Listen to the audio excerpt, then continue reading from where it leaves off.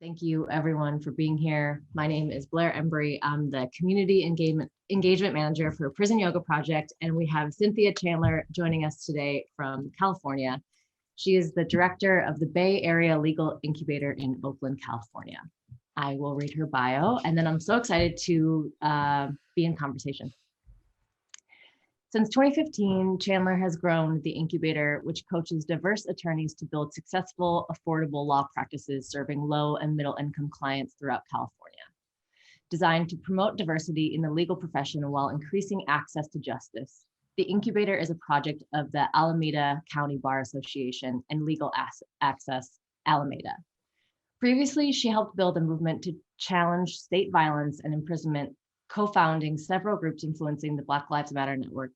Her decades-long work empowering women in prison to challenge forced sterilization is featured in the Peabody-nominated documentary film, Belly of the Beast. Everyone, please welcome Cynthia Chandler. Great to be here.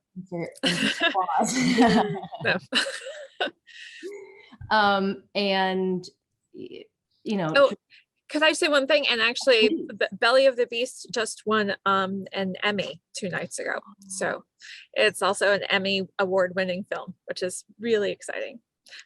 Super exciting to have sort of mainstream media acknowledge the importance of talking about sterilization abuse and eugenics, which frankly, we didn't think would ever happen. So it's really a great day in terms of building awareness. I did not know that. I'm going to make sure that we update the event as well. And congratulations. I think that's huge. And I know that this is several decades long work that you have been participating in. So absolutely congratulations. Thank you. And before we start in dialogue, we are a yoga and social justice organization. So we do a centering opportunity. So I'll lead us in that today, finding ourselves in a tall seated position, maybe starting to do some orienting, acknowledging where we are in physical space, maybe acknowledging what room we're in, and then it will expand out farther, what neighborhood we might be in, what city, maybe what mountains or big bodies of water, plains, grasslands, what the land is like near us.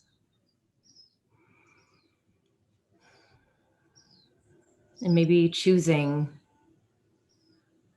one type of land or a mountain range or an ocean, whatever is closest to us, and pulling that energy back into our body, directing us into our seat. Tuning into any felt sensation that we're experiencing in this moment. Connecting to our breath and just being in observation without judgment or direction.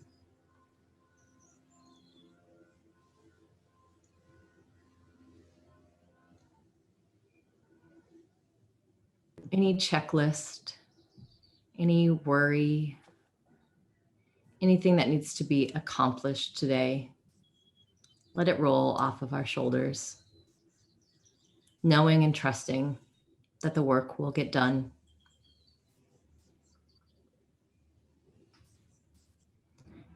And as we sit here today with open hearts, may we be present for the stories that we hear. May we be present for ourselves. And may our breath root us in the work to end suffering for all sentient beings. Our breath is our anchor. And anytime we might be distracted or feel like we might get caught in thoughts or a daydream, we can always return to our breath.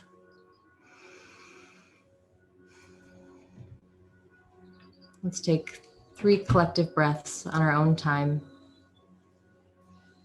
to end this mindfulness opportunity.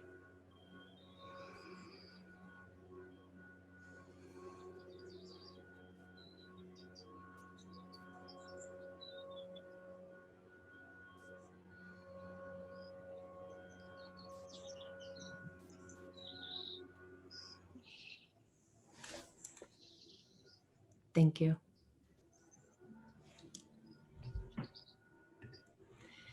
Cynthia, what is the first memory you have of wanting to stand up for other people, wanting to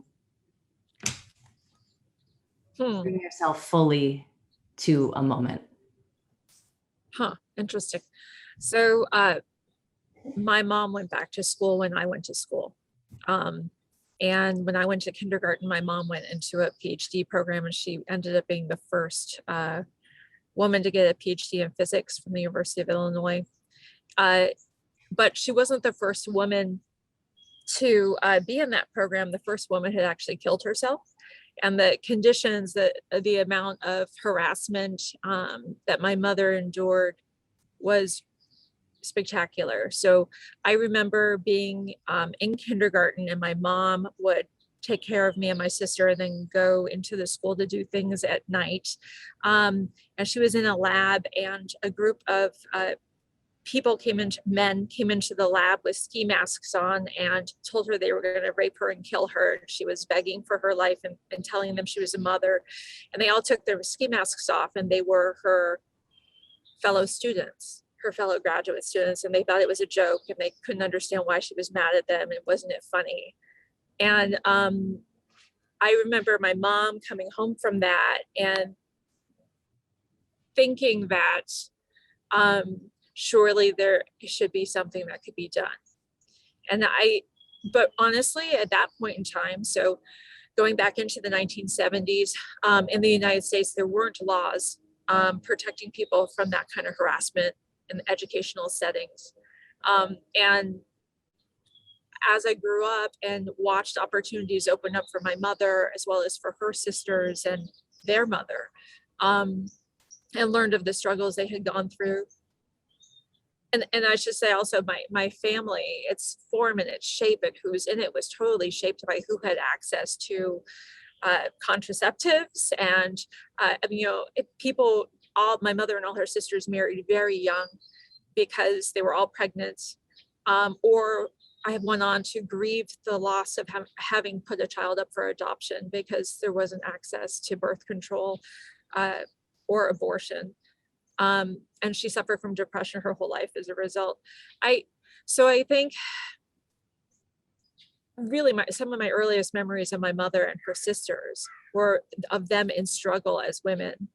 And then as I watched over time that change, that really influenced me to become a lawyer, because I could see how laws needed to be changed and how the law reflected who had power, and that there was a role for lawyers within those social justice movements.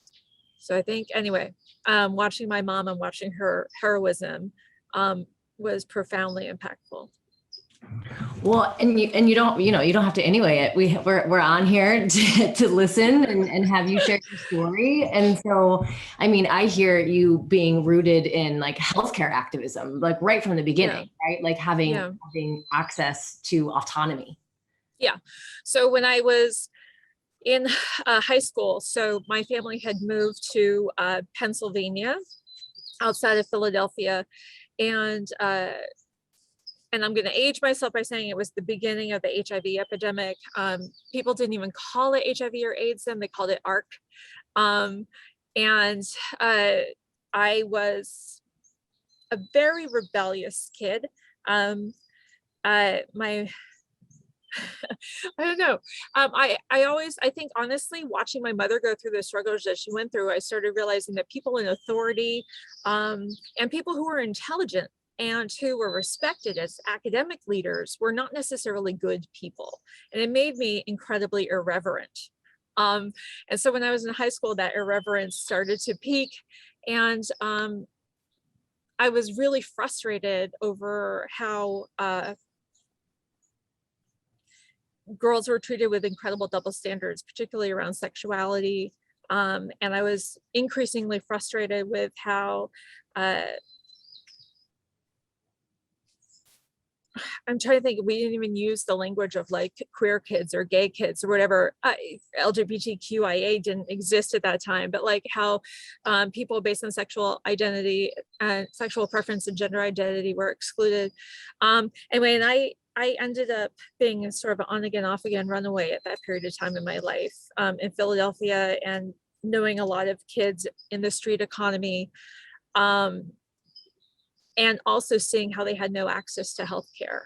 So there were multiple times where I went, because I did have a family, upper middle class family with access to healthcare, who I ultimately could go home to. There were multiple times where I felt like I was almost on expeditions finding out information about healthcare to be able to bring back to the other kids that I knew and considered to really be my sort of chosen family.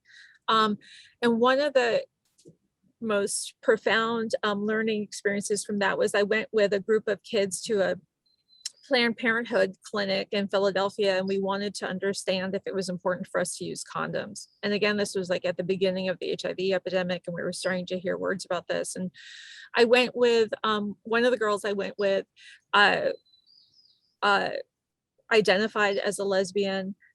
She was a sex worker. She was a sex worker who uniquely primarily served older women. And so she went into the clinic and she was like, you know, should we, what's the deal? Should we worry about condoms? Should we be telling other kids they should be using condoms? And they told her, absolutely, you have to use condoms, you have to use condoms. And she was Latina and Puerto Rican specifically. And I went in to see the doctor, and they were like, they look at me, and I present as white, very light skin. And they were like, where is your family? I'm like, oh, I told them the affluent suburb that my family lived in. And the entire conversation was, just be careful about pregnancy. Don't get pregnant, don't get pregnant. Let's make sure you're using birth control. Okay, you're using birth control pills, that's fine. You don't have to worry about condoms, just make sure you're not getting pregnant, right? And so we left this, and we were like, these moronic doctors, right, are telling someone who's not even having sex with men that she needs to always think about condoms. And they're telling me that I don't have to worry about condoms. All I have to do is worry about getting pregnant. And we decided that because I was in the more position of privilege, that I probably got the better information. So we left there thinking it wasn't that key or that essential for us to worry as much about STIs, right? We left there thinking that, you know, we would be fine. Probably this whole like HIV thing wasn't going to impact us. And of course it did. And I left that when I was 17, I had a real shift in my life, and moved to California and stopped using drugs, stopped drinking, shifted my life in a lot of ways. And at that time is around the time when I started realizing that we all started realizing that many of the kids we had hung out with were starting to become very ill. And either through addiction and or through contracting HIV. And I felt like I had a new lease on life and a chance to do things differently. So I went looking for opportunities where I could look at the intersection of different forms of oppression as well as health care access. And then I also was looking for how that related into criminalization, because in that era also status offenses were used against girls in particular to incarcerate girls in maximum security youth facilities, really for things like being truant, missing curfew, and being promiscuous. So families could literally turn their daughters over to the state for long terms of imprisonment for breaking sort of rules that boys would be given accolades for in many ways. And so I also was really acutely aware of how my racial and class privilege enabled me not to have a criminal record, and how many girls were not so fortunate. And I could see the interrelationship, right, between risk of criminalization and risk of premature death very acutely. So anyway, I decided to bring the anger about that into moving forward and find some way where I could dedicate my life into making a difference. And so was that the catalyst for you to choose to go to law school as well?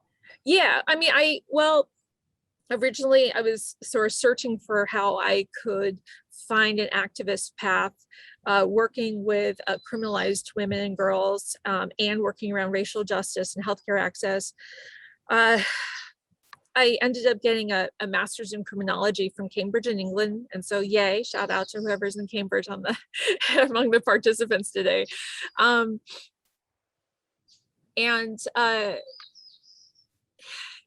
started learning more and more about the attorneys who represented and supported the Black Panther Party in the United States. So in particular, there was a feminist attorney named Faye Stender, who was of the generation that were one of the first generation of women in the United States who were allowed to be lawyers. And she had been a primary attorney of the Black Panther Party and had smuggled out manuscripts and helped people in prison publish books that went on to be bestsellers. So Soledad Brother, for example, was a book that she helped smuggle out, basically, or used her access as an attorney to be able to help people have a bridge to get their own words across prison walls and out into the broader community. And that was really awe-inspiring to me. And I started realizing that not only from an early age had I had this sense that attorneys can make a difference, but here was something totally unique where attorneys had access to people who were locked up in a way that no one else really did. They have access that where you don't have to have basically a green card or clearance from the institution to be able to go in. And they have the ability to have uncensored conversations and to share information as long as it's related to a legal purpose, which in my mind, any kind of legal reform is a legitimate legal purpose. And so I started learning more and more about the role of lawyers and being allies and accomplices really with people in prison, and that solidified my desire to do that. So then I went to law school. I went to Harvard Law School. Ted Cruz was in my original orientation group. For folks who don't know who Ted Cruz is, he's a radical right-wing, just horrible person in the United States. And I decided I had made a huge mistake. And literally every moment of every day that I was in law school, I wondered if I had made a mistake because I just did not fit in with the legal community at all. But what held true for me was that it really was going to be the pathway to do the kind of activist lawyering that I wanted to, or activism that I wanted to do with people inside. That if I could just get to the end, I would figure out a way to use that piece of paper and the credentialing to make change. So anyway, that's the path through school. Yeah. Which is incredible. So you went to Cambridge and you went to Harvard. Yeah. Over and over again, every story you're sharing, I'm just like, it's such an honor to be connected with you and have you in the room. And so I know that part of, and I don't even know if it was your early work, but I know that part of your work was advocating for women that were incarcerated that had HIV. Will you tell us how you got involved with that work? Yeah, so to get through law school, just emotionally to get through it, I did as much work as I could in the field outside of law school. And I was searching again for where there would be a space where I could do this intersectional work around healthcare access, around imprisonment, around racial justice. And I was really frustrated with the HIV law world at that moment in time. So this was in the mid-90s, early to mid-90s. And most of the legal work around HIV was really focused on end-of-life planning. It catered primarily to middle class to upper middle class white gay men, and was not catering to who I knew were the people I related to, who were, women and girls who were also criminalized. And so I used that credentialing from those schools to be able to raise seed money. And when I got out of school, a fly just swung by, sorry. When I got out of school, I launched the first organization doing advocacy for HIV positive women and girls facing criminal charges or in prison. And so I launched that organization right out of school. And the bulk of the uh, the bulk of folks doing work with the organization, it was mostly a volunteer organization, were people living with HIV inside California's women's prisons.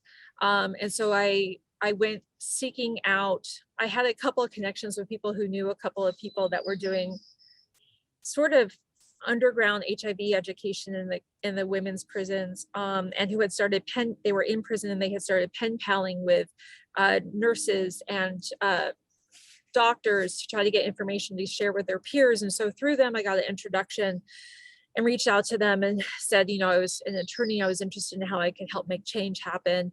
And they started introducing me to different people. I primarily looked for people who are already organic leaders. So I looked for folks who were shot callers. I looked for in the gang system. I looked for people who were jailhouse lawyers. I looked for people who were sort of lay ministers. I looked for people who were sort of lay doctors, who are helping keep people healthy inside, and built up a cadre of about connections with about 20 activists in prison, who became the founding board of that organization.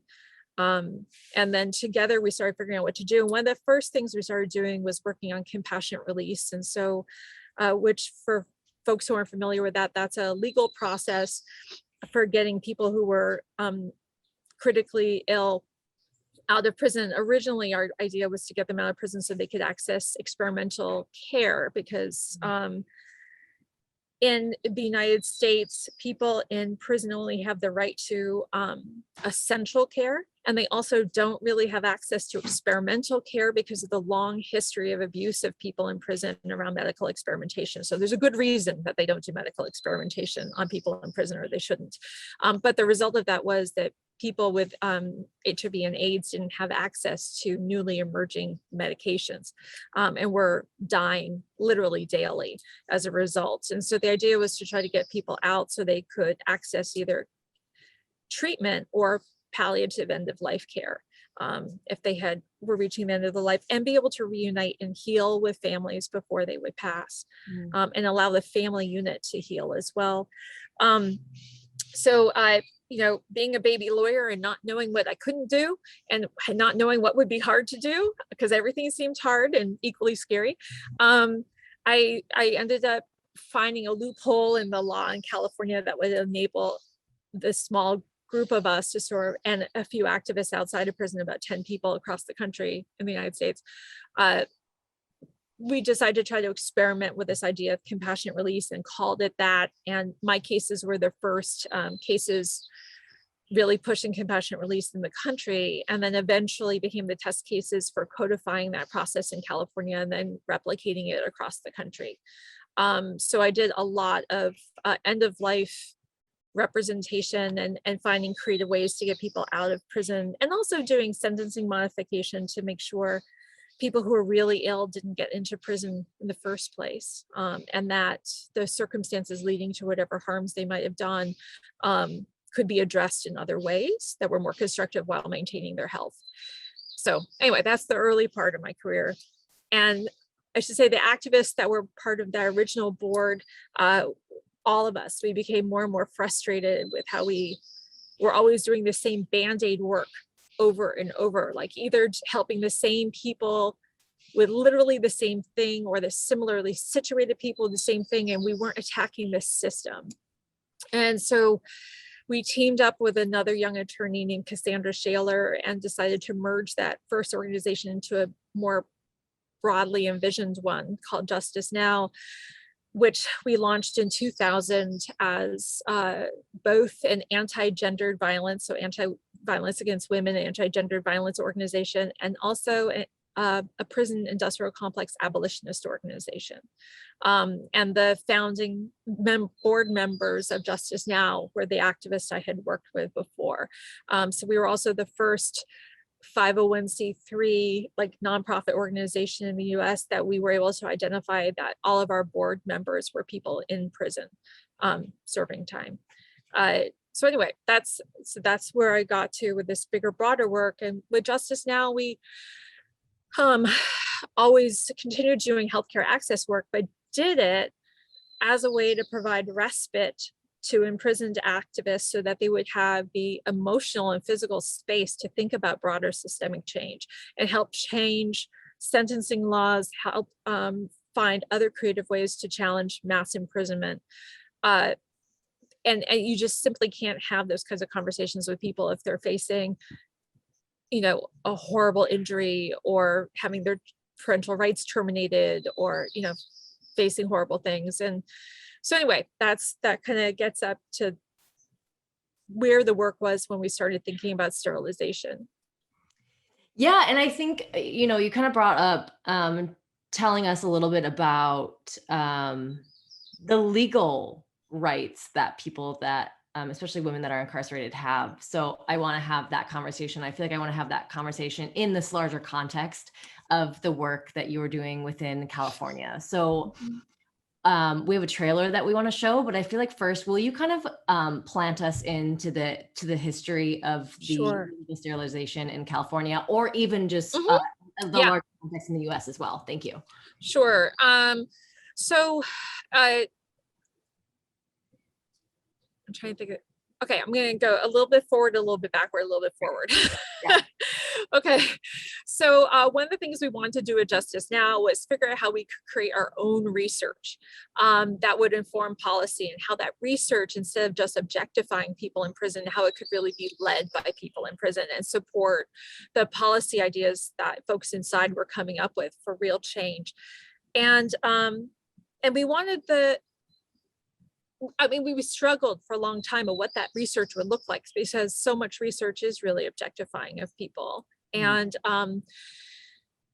a third young attorney came to us. Her name's Robin Levy, who was really a champion in the human rights world. And she had this vision of doing human rights work in a different way. So unlike Amnesty International or Human Rights Watch, which sort of sends out documenters, professional documenters, just land kind of like space aliens into a scene where there's human rights abuse happening, and then document it as an outsider and then come out with that information.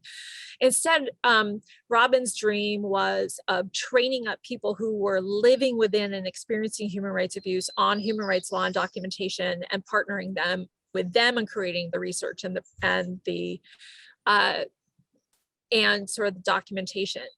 And she had been working with Human Rights Watch, and she felt like these bigger entities couldn't do that because they didn't have the grassroots sort of footing, like, right, in a specific community. And so I heard her talk about this dream at one point, and approached my board about approaching her. And we went to her and said, hey, would you come work with us and create a participatory human rights program inside California's women's prisons? And so she came to us. She ended up training up a group of about 10 activists in prison and transformed them into human rights jailhouse lawyers. One of them was a young woman named Teresa Martinez. Teresa had been really, honestly, the most powerful woman inside the Latina gang system in California's prisons, and outside, frankly, too. And Teresa was transformed by the language of human rights. And suddenly she started being able to label all these abuses she was seeing around her. She could see how her work and how her understanding was connecting to broader social justice movements internationally. And she and Robin just took this idea and spread it like wildfire in the women's prisons. And eventually Robin and Teresa, between the two of them, trained up about 200 people in California's women's prisons on human rights law and documentation. And the first big project they worked on, they wanted to be guided by what people inside wanted to look at. And so they conducted a huge survey within the women's prisons on what people inside wanted to document in terms of human rights abuses. And over again, the theme of the right to family kept coming up. And this was not something that I would have focused on first, that's for sure. It was absolutely what folks inside wanted us to focus on. And it was fascinating because one of the most frequently identified harms they were talking about was the imprisonment itself, functioning sort of as a form of Nora plant, if you will, where it was basically the prison structure itself in a way, sterilizing women because it was removing them from their communities through their entire reproductive years, particularly for younger women serving longer and longer sentences. They also wanted to talk about baseline healthcare and the high incidence of gynecological cancers that went undetected until it was too late, where more extreme surgeries were required, rendering people infertile, or it leading to people's premature death. So they wanted to, but they really wanted to focus on how all this healthcare stuff had sort of a genocidal impact, and how it was a small number of communities that were targeted for imprisonment. 80% of people in California's women's prisons come from about 5 communities in Southern California. Wow. So a small number of communities targeted for imprisonment, and then those same communities suffering destruction of their reproductive capacity through the institution itself. And anyway, this was really kind of radical in the human rights world, because the right to family was always historically used until that time to really attack women's reproductive rights. And to put like the rights of the fetus over the rights of the woman and her own health care. And so this was sort of a subversive new jurisprudence in a way. It also was really interesting that the folks inside wanted to take the most classic definition of genocide that was developed in looking in hindsight at World War II, right? And apply that to how they felt their communities were being specifically targeted to not have a future. So it was really fascinating from like a legal standpoint, and not at all something we would have looked at as the outside lawyers had it not been directed by people inside. Because of all this, we started surveying lots of pregnant people on conditions they were facing. We started surveying lots of that were people who had come into the prisons pregnant. We started surveying people on baseline gynecological care, and we had all these documentaries inside the prisons doing this work. And a young woman reached out to me because of this work and wrote a letter. And she said, "Hey, I hear from all these people that, you all are concerned about people's health care. And something happened to me. I had this surgery. It was supposed to be a minor surgery. And something happened, and it took a lot longer to recover from it than I expected. And I've had all these weird symptoms." And she outlined symptoms that, reading this letter, it sounds like surgical menopause. And she was, a young woman who was about 24 years old at that time. So we started the process of getting her medical records. It took a while. I got her medical records, and I remember the day that I opened them up. We were going to go visit her. I had never met her. I literally never met her. We had just been corresponding. I opened up her medical records to read them through so that I could bring them to her and help her understand what happened to her. And I realized that she had been sterilized during that operation and had no knowledge of it at all. And I knew that I was going to have to meet her, literally meet her, by telling her that she had been sterilized. And I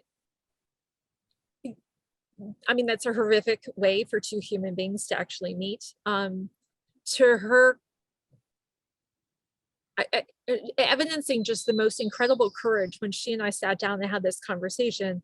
She was obviously devastated by the news and what she learned. She also wanted to spend some time talking about what it meant that we were both, I was about 30 at that time. I was 30, 31, she was 24. She was like, "Why is it that you are free, you're a lawyer, and you can read this, you understand how to read this, and you understand more about my body than I do," right? And she was like, "And I'm Black, and I'm in prison, and I can't I can't have access to my own health, information, and understand my own body."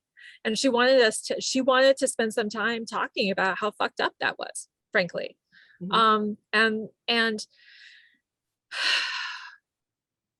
we started talking about also the whole history of racial inequity that led to the development of women's prisons in general, which led to her imprisonment, but also started talking about the history of eugenics, and how what had happened to her was not in a vacuum.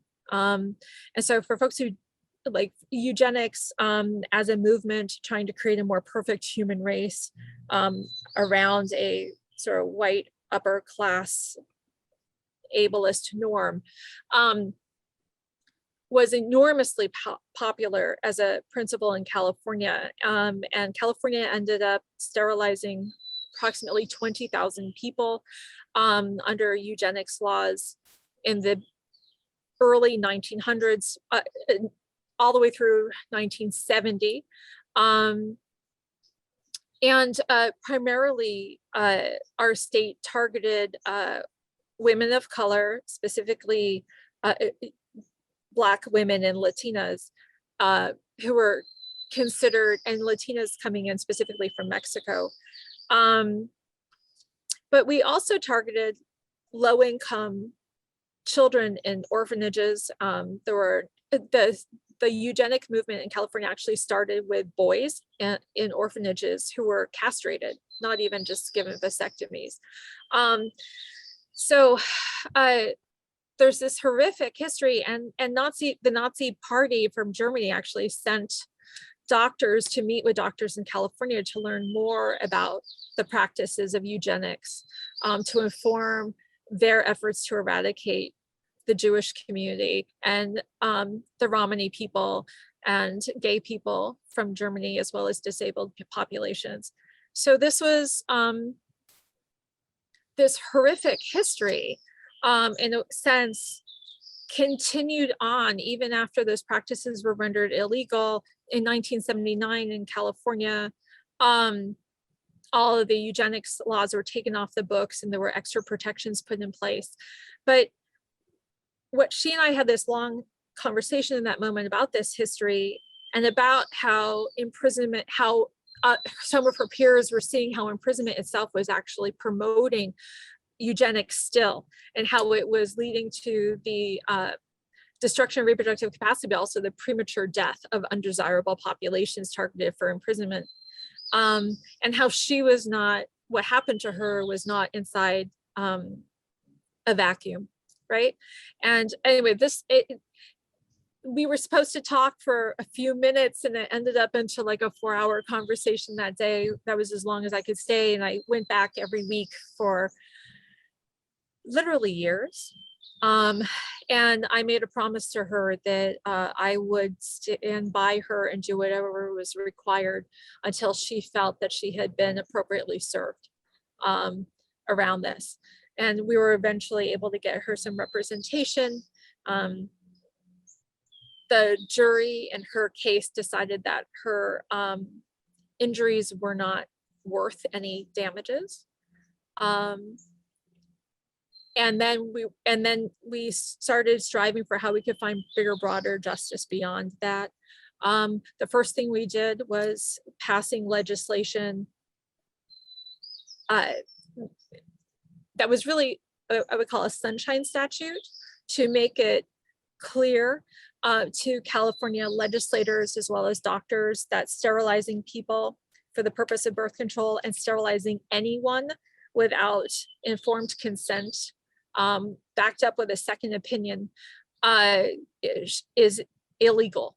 And we were able to codify that and make sterilization abuse much more difficult to continue to perpetrate in California.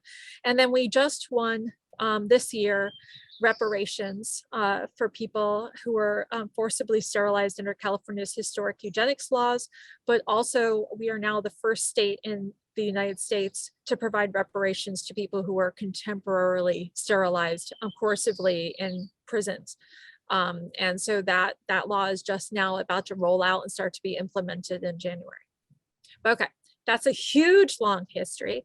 But so we made a movie in the midst of all this called Belly of the Beast, which is really Kelly's story, and hopefully a much bigger epic tale about how people, if you persevere, are capable of making change happen. So I think we're going to watch the trailer. Yeah, we're gonna watch this trailer, and just another broad thank you. I know that this has already been so inspiring for our audience and just the work that you continue to do. So thank you, and I'm really excited to show this trailer to our audience, and then you can tell us more about the film and how people can find it. So let's see, the screen.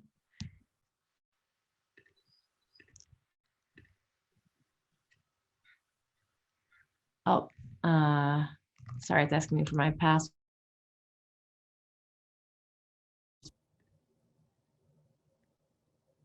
Can everyone hear me still so far? Okay, great.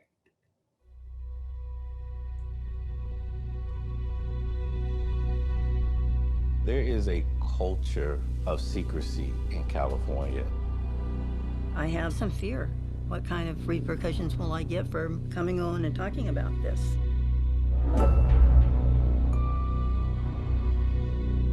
I've always been a fighter, but it wasn't truly birthed until I was in prison.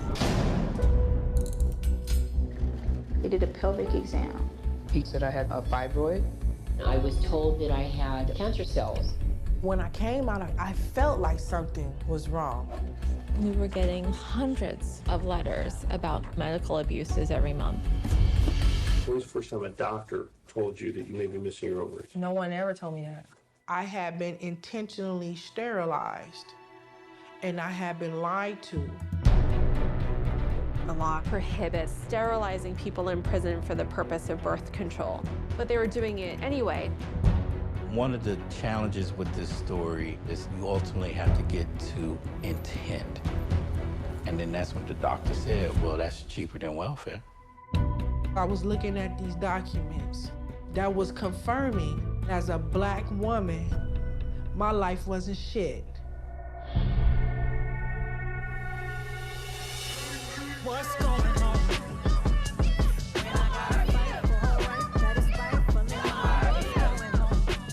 I was very much intimidated by whom I was going up against.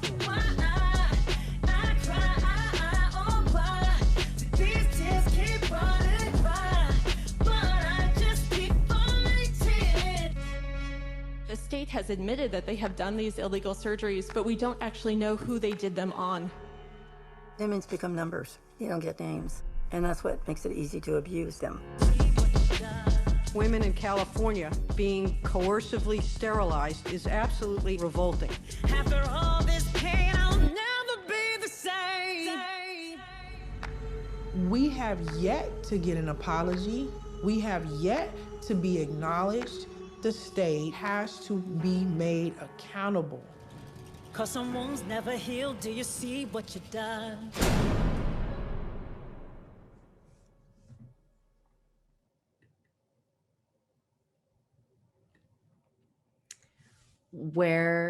And also just want to acknowledge Kelly as well.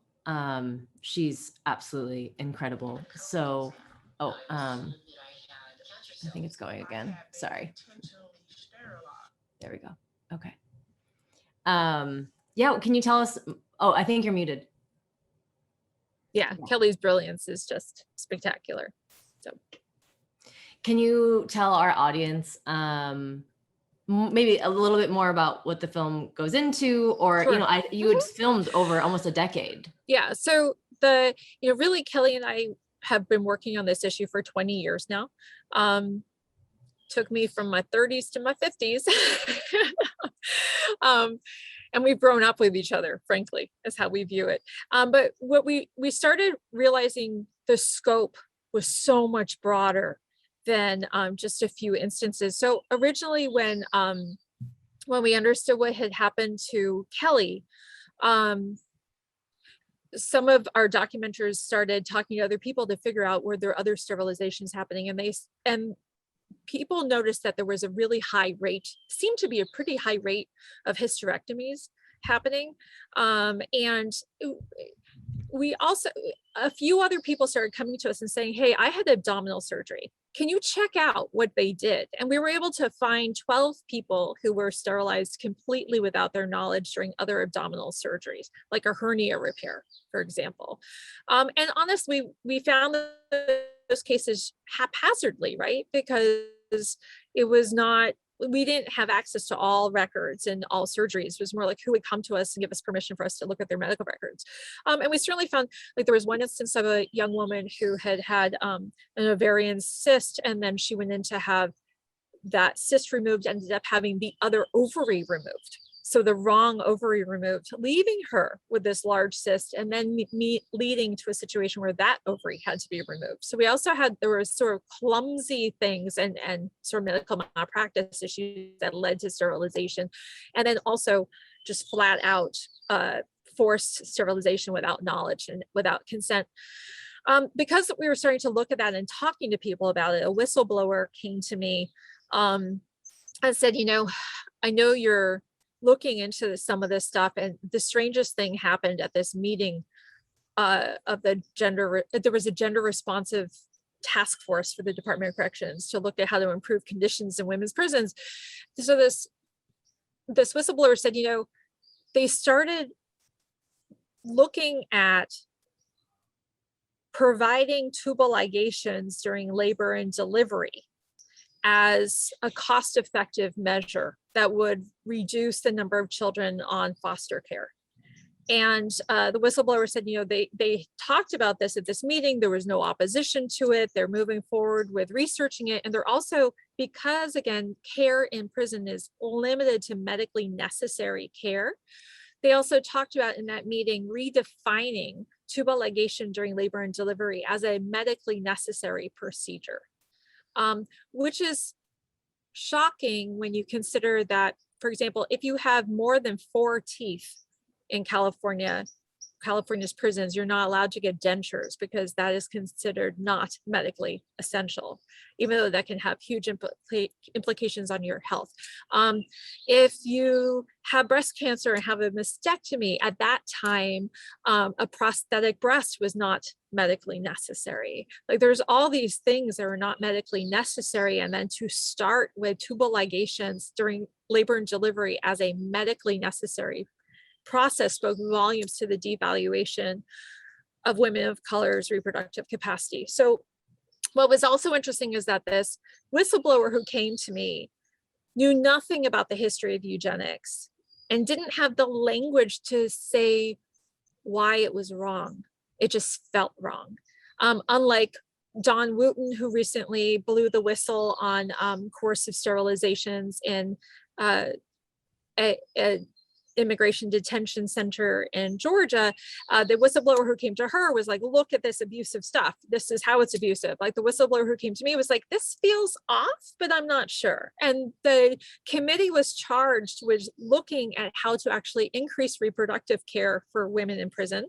And they twisted that into eugenics. So we immediately started putting in requests for information. And we were able, through Public Record Act requests and Freedom of Information Act requests, we were able to learn that they had in fact started doing tubal ligations on women during labor and delivery quite often, some days doing more than 4 in a single day. And scheduling the births as C-sections, clustering them up and doing multiple sterilizations in a single day. And we were able to identify approximately 250 sterilizations during labor and delivery alone. So that's a separate subclass from the people sterilized in other abdominal surgeries. But we didn't know who they were because our record requests could only give us the information on the fact that that surgery had happened, when it had happened, but not the name of who the doctors were we could get, but not the name of the patient because of privacy issues, medical privacy issues. But so really the state was hiding their crime behind medical privacy acts. So we started, our documenters in prison started identifying anyone who had given birth in the prior 5 years, as well as anyone who was pregnant in California's women's prisons, and interviewing as many of them as possible. We interviewed hundreds of people in California's women's prisons who had either recently given birth or who were pregnant. All of them said that they had been asked if they wanted to be sterilized, which actually on its face was illegal. Both under California law and federal law. It's not legal to do sterilization for the purpose of birth control inside a total institution such as a prison, and yet they were asking people if they wanted to be sterilized. Everyone that talked to our surveyors, who were their peers, said that they had said no, they didn't want to be sterilized. And we weren't able to find a single person who said that they had wanted to be sterilized. And yet we knew that there were 250 of these sterilizations that had taken place in that period. So we were eventually able to, and honestly, every time we would talk to people about this in the legislature, do lobbying trips and try to find out how we could stop this, we were treated like we were conspiracy theory nuts, like completely outlandish heretics or something. It was almost impossible to get people to take us seriously, even when we would show and share the data that we got from the Department of Corrections itself and from the state itself. And finally, we were able to get a reporter with the Center for Investigative Reporting, which in the United States is one of the last remaining real, journalist outlets that's doing really strong investigative reporting. We were able to hand our data over to that reporter and have the reporter reproduce it so that he could publish it as his own data, and do a whole big series of expose articles, which gave us the authority to then really be able to be taken seriously with these accusations. So it was an interesting thing, like this group of women activists doing this work could not be taken seriously, but the male journalists could. And I'm incredibly indebted to Corey Johnson, who did that journalistic work. And with that, we were able to force an audit, a state audit, into the sterilizations during labor and delivery specifically. Mind you, a state audit was done because of the illegal use of state funds on illegal surgeries, not because people were harmed, right? So the emphasis was on the monetary corruption, not on the abuse. So through that audit, we learned that a significant portion of the people that were sterilized during labor and delivery were monolingual Spanish speakers, which probably means that they were immigrants from South and Central America. And we also learned that interpreters were not used to attempt to gain consent from those folks. Many consent forms were completely missing or never had been gotten. Some consent forms were signed by the doctor rather than the patient. It was clear there was a lot of evidence that those surgeries were not done with any kind of informed consent. Not that that consent could be perfect in an environment like a prison where you're literally everything you do is controlled by threat of force. Anyway, but so it was, the audit helped solidify that the abuse was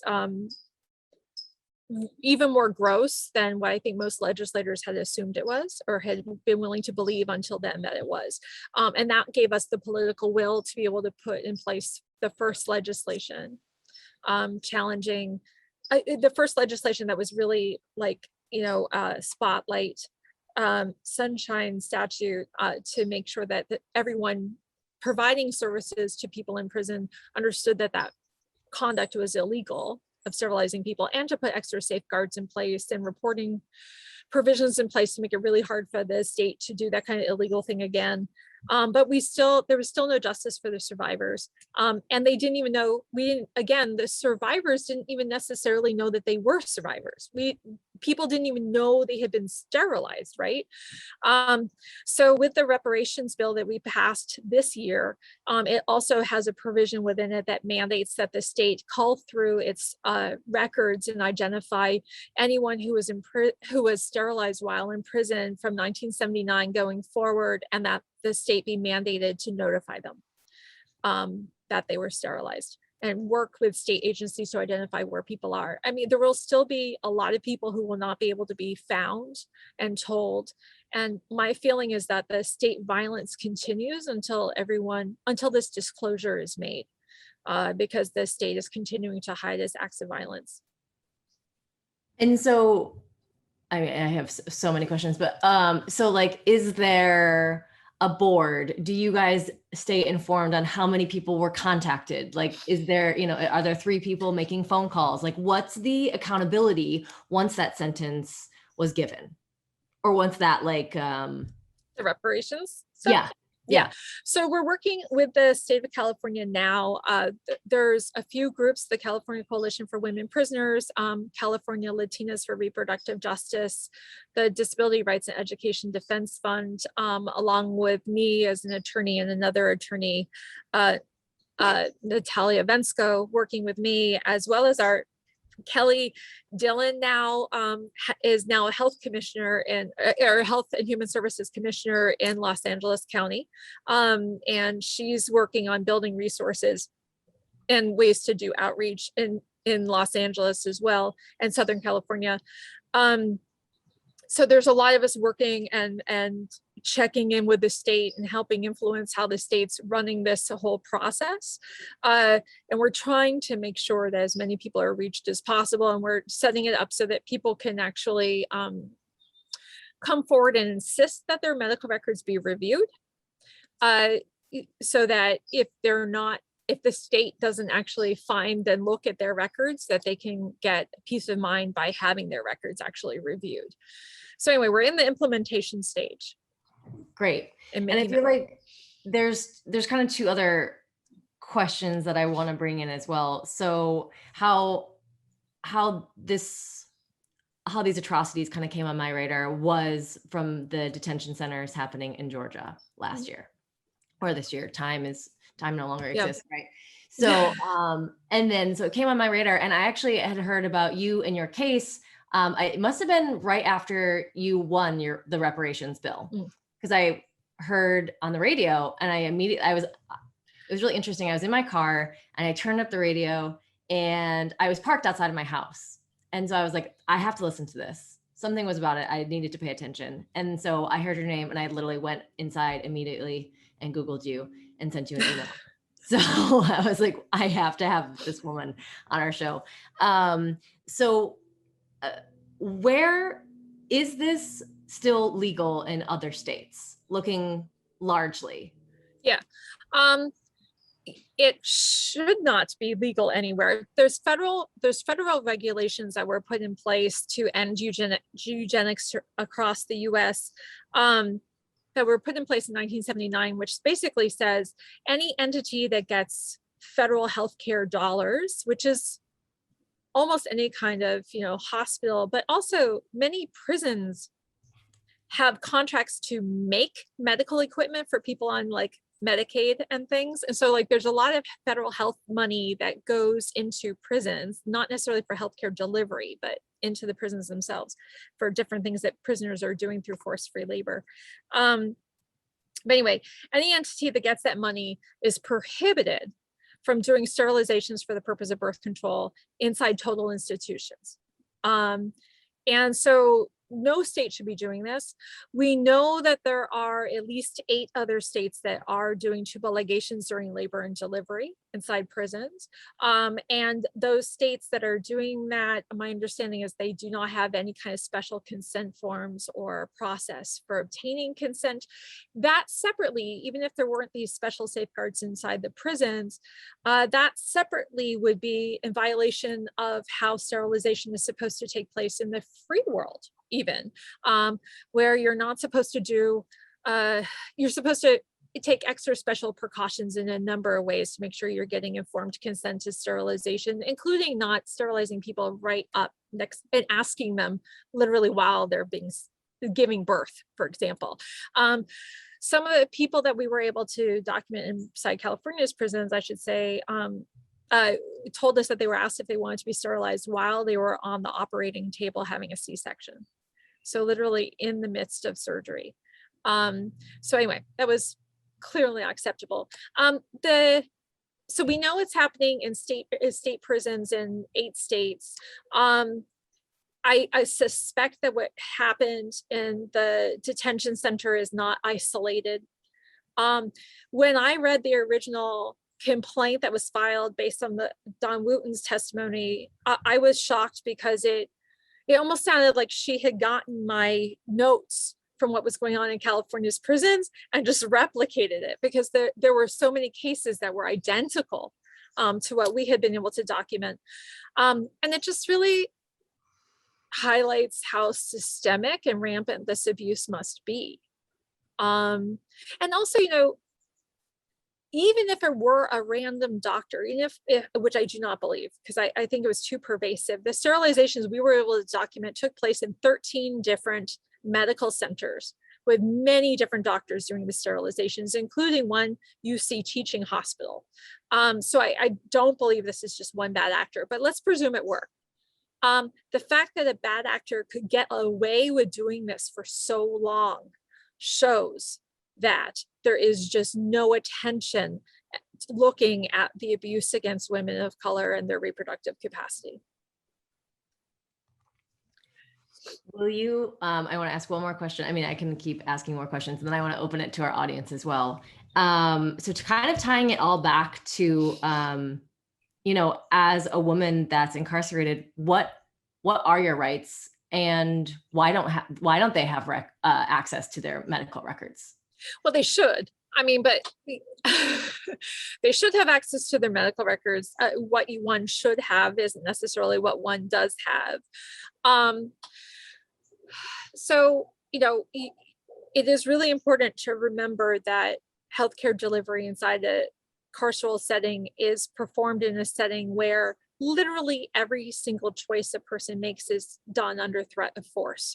So when you eat is controlled by threat of force. When you go to sleep is controlled by threat of force. How fast you walk is controlled by threat of force. Like literally everything is really a life or death situation. So it's not an environment in where people are not facing coercion, they're actually intentionally facing coercion, you know, around absolutely everything. Oh my gosh, I just totally lost my train of thought. Give me your original question again. Yeah. So just like, I know that you had talked about like, you know, their access to essential health. Yeah. But so it's like, even if you have the courage in that environment to assert your rights, that doesn't mean someone's going to follow it. And if it isn't followed, then you have to complain and take it up a chain of command. And so like until fairly recently, the last 5 years or so, if someone was sexually assaulted in a California women's prison, they had to file a grievance with the person who did the harm. So that would have meant that if you were raped by a guard, you would have to go to the guard and hand them a piece of paper saying you raped me and this is my grievance, right? And do you think the rapist is going to take that seriously? No. And do you think that the rapist might retaliate? Most likely, right? So eventually there were other processes put in place, but even so, it's like, if there's only one doctor you can go to for care and you have to file a grievance against that doctor, do you think that doctor is going to provide you care ever again, right? Or if you say no to a procedure, will you ever have access to any procedure for anything ever again? Or will you be denied healthcare altogether, right? So it's, asserting one's rights is incredibly difficult. What we wanted to do, and so knowing that, we knew that even with the Sunshine Statute, even with the reparations, it won't put an end to this kind of abuse. What we're hoping is it provides a vehicle for people to educate themselves and their peers so that hopefully they can protect each other and go into situations where they have each other's back and hopefully can help each other assert their rights better or be on the lookout for potentially dangerous situations. And also hopefully build, awareness among powerful people that this kind of behavior isn't tolerated and provide a mechanism for relief, right? But by no means do I think that we've put an end to this kind of abuse or that it will be easy for people to assert their rights. And retaliation is very real. I mean, like very, very real. One of our audience members asks, will you tell us what the 8 states are? And also, how do we get involved in this movement? Awesome. Yeah. I would love to tell you what the 8 states are, but I totally have menopausal memory about names and I can't remember unless I have the list in front of me. And I literally don't have the list in front of me, which I should have, but I'm more than willing to forward it later and send it out to all of you. So please forgive me for that. And then in terms of how people can get more involved, we decided to launch our film Belly of the Beast during the pandemic. anyway, even though people can easily watch it during theaters, because what we really want is for people to be able to have groups watching it and house parties watching it and build awareness, get the word eugenics back into the lexicon, make sure that people understand what's going on. And so one of the most important things you can do is go to our website, which is bellyofthebeastfilm.com. There's a subpage for how you can watch it. Many of the screenings are virtual, and so you can watch it virtually from any of those events. You can buy tickets. It's for folks who are international. There's some European venues that you can buy tickets through, and we're adding more and more on. I don't know if we've shown it yet in Australia. I'm trying to think, or in Africa, but we will be. And the numbers of places that's appearing are being added, and it's starting to show up in theaters in physically in person. For anyone who might be in the San Francisco Bay Area, it will be playing at the Parkway Theater in mid-October, and in Palo Alto at a United Nations Film Festival at the end of the month. So there are festivals popping up across the country too, as well as internationally. But you can also arrange your own screening. It's not that expensive. We work with folks sliding scale too, and there's educational institution rate. And we're just looking for folks to bring the film and bring these kinds of conversations to many different forums. Incredible. We'll have a chat with Bill. We have chapters all across Awesome. the United States as well. So maybe we can do a follow-up email to our audience too. Like, I imagine that we can send the recording out. We can send the 8 states. Maybe you can send some links where we can continue to be activated, and then maybe we can send how to get involved in hosting a screening. I like this kind of cross collaboration. Really. And the impact work is so important. 20 years ago, if somebody told me that, we would have won reparations in California for this, there's no way in the world I would have believed that, right? And so I do think that building a movement for reparations around historic eugenics and contemporary eugenics is so important, especially actually because we're seeing a rise in fascism, both in the US and globally.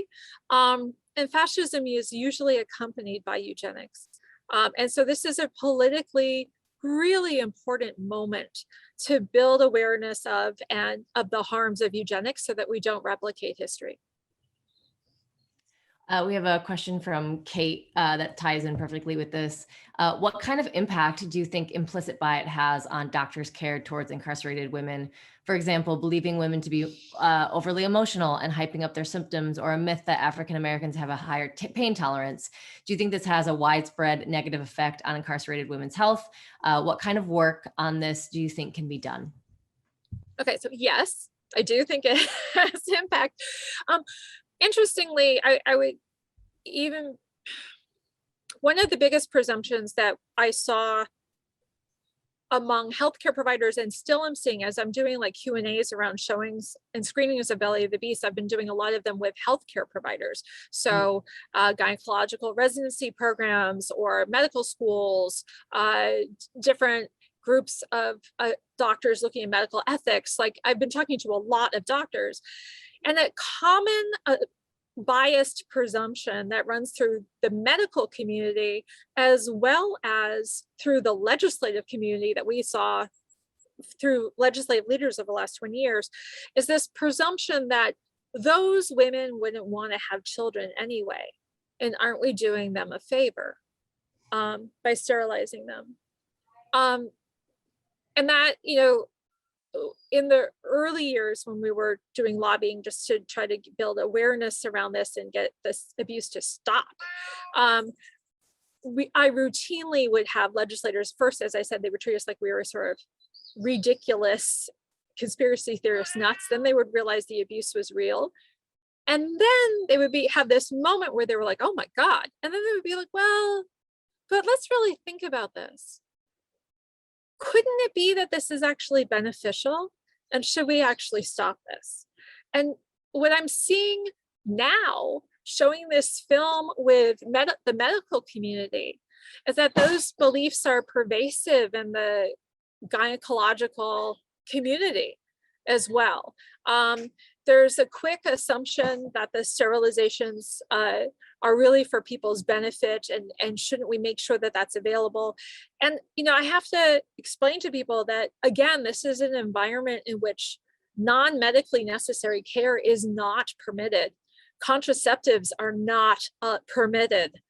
So if you're going to start with only sterilization, that is very problematic, right? And it's in an environment where you're then inherently coercively pushing someone towards permanently giving up a fundamental human right. And it's really inappropriate in that setting.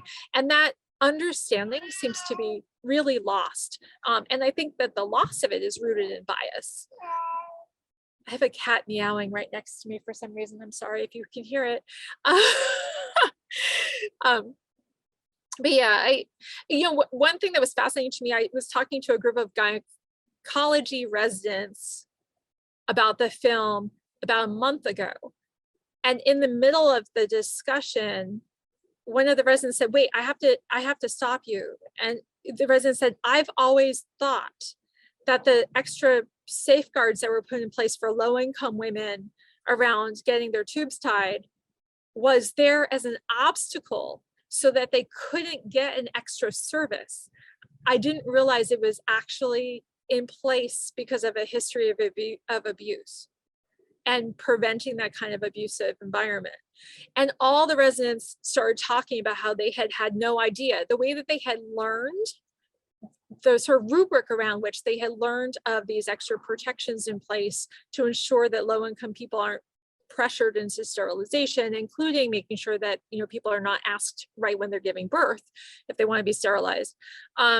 They really had learned and been taught that that was being done as a hindrance against the women so that they couldn't access sterilization, because certainly the assumption, the bias is that they would want to be sterilized. And that's really problematic, that bias, you know, is so pervasive, like absolutely so pervasive.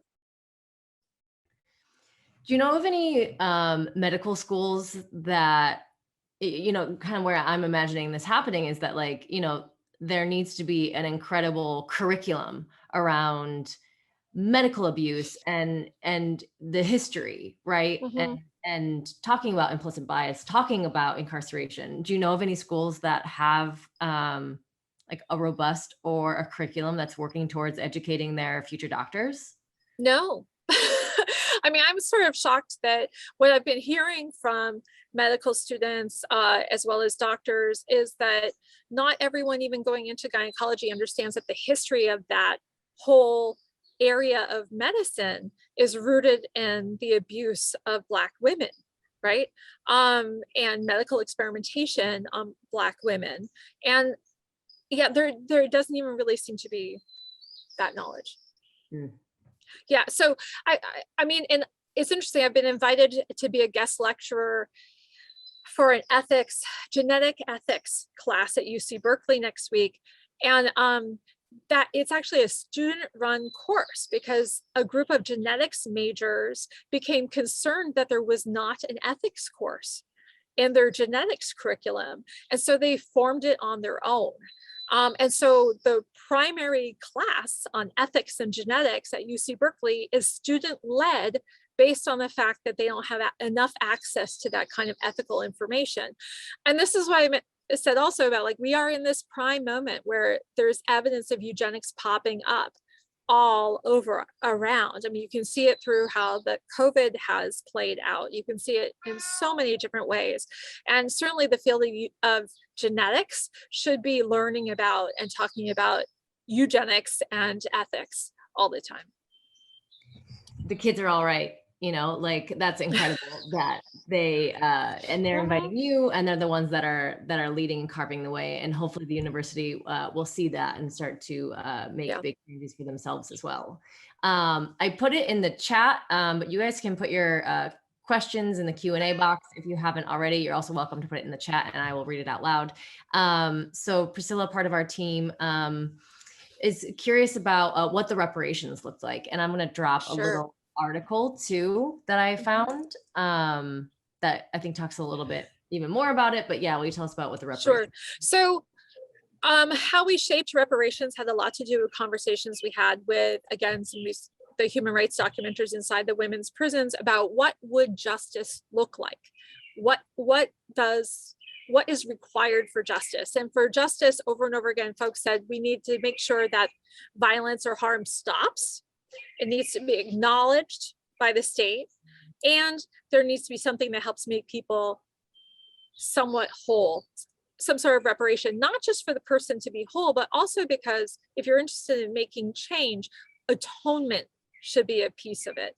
And I want to remind folks that this is people who have done harms in their lives, helping set up this framework for what justice looks like. And so there was also a lot of conversations about their own wish for having access to that kind of atonement for themselves. And so, which was really powerful. I think my cat is just about to like jump down from the sky. Sorry. So the reparations provisions includes, and two of them are fighting, sorry. The reparations provision includes one section, which is the stopping the harm, which is the part of notifying and disclosing to people that they have been harmed, as well as, again, affirming that that kind of abuse will not be tolerated in California. And there's also, in terms of the acknowledgement then, which we think is important to making sure abuse doesn't continue or re-manifest itself, the reparations also requires that the state erect monuments documenting and talking about the historic harms of eugenics, as well as how the loss of that knowledge led to these contemporary sterilizations inside California's women's prisons. So there's a little script that has been drawn up that has to be put on monuments through the state at points where there was large numbers of sterilizations performed.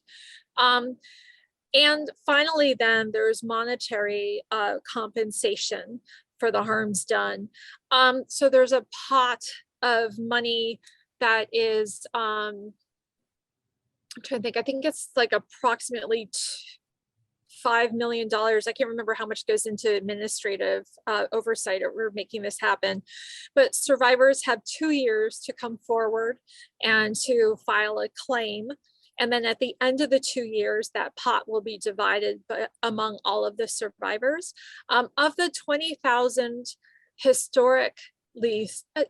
of the 20,000 people sterilized under California's historic eugenics laws, only approximately 200 to 300 are still living because they're a much older population. But with the contemporary survivors, we've identified approximately 1,400 sterilizations that should be evaluated to see if they were done appropriately or not. And then the reparations statute also has a mechanism for making the burden of proof a little bit easier on people coming forward and filing a claim. So if someone comes forward saying that they were coercively sterilized in prison and there is no medical release in the file, it's presumptively coercive. If they were sterilized and there was a less medically invasive option at that time that was medically standard and it wasn't done, and instead they were sterilized, that's considered presumptively coercive. There's like a long list. We're in the process, actually, one thing that folks can do is we're looking for medical providers who are willing to help evaluate medical files and look at whether or not it was the appropriate standard of care when people were sterilized while in prison since 1979. So if anyone's interested in that, please feel free to reach out to me if you have resources on who could help us with that. Incredible. And just acknowledging that we have a couple minutes left. I just want to give you the floor again to anything that we didn't talk about or anything that you really want to instill in our audience about the work that we do as service providers on the inside and working with women, working with families. Anything that you kind of want to leave us with.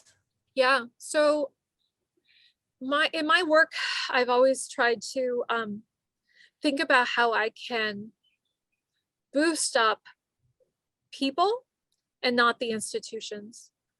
So when thinking about how to help when I see that there's inadequate care or problematic conditions inside prisons. And I think that that's something that you all are in a really, excuse me, wonderful place to think about, is how can you increase the access to information and education and skills people have so that they can share it with their peers and take care of one another. I'm sorry, something is making me cough like crazy. No, it's okay. Sorry. Changing of the seasons. And I really love all of the work that you've done previously, right? And I think one of the most impacting things that I heard today was just really activating groups and communities and having them be the people that lead the advocacy. And offering wisdom and knowledge and information, and having them be people that lead the charge and that also create the container, right? You're like, okay, from an outsider's perspective, I would have thought that this might have been a topic. And they're like, actually, no, just like the right to family. Yeah. And how women being pulled from communities disrupts family. Right. And I mean, that, for example, that was something that it was this classic thing of an aha moment where I was like, oh yeah, duh. Okay. And yet none of us who are on the outside working on this work had labeled that as a major concern, right? As soon as it was articulated, it made sense. And none of this work would have happened at all. None of it would have happened but for the leadership of people in prison. And one thing I hope that people understand from this successful campaign, as well as from our film, is that we all have the power to make change. No matter where we are in life, no matter what circumstance we're facing, we all literally have the power to make change if we bond together and we persevere, right? And so I think, that's why I always like to sort of ask people to hold at the end of talking and to ask yourself, what's one thing you can do that will help enable change happening? Because we all have that power. I think let's engage our audience in that now. We've got 2 minutes. Maybe you can drop into the chat of one way that you feel like you want to move this activism forward. So holding that in this moment right now, feel free to drop that into the chat, or if you're on Facebook, you can drop it into the chat on Facebook as well, and we'll look at this after. Cynthia, thank you so much for taking the time, not only to be with us here today, but really just your whole life dedicated to the service, to stopping harm and advocacy for all beings. So thank you. You're very welcome. And thank you to all of you for all the work you're doing. So incredibly necessary. And it was a privilege to be here, and it was a privilege to be asked. Thank you so much. Yeah, absolutely.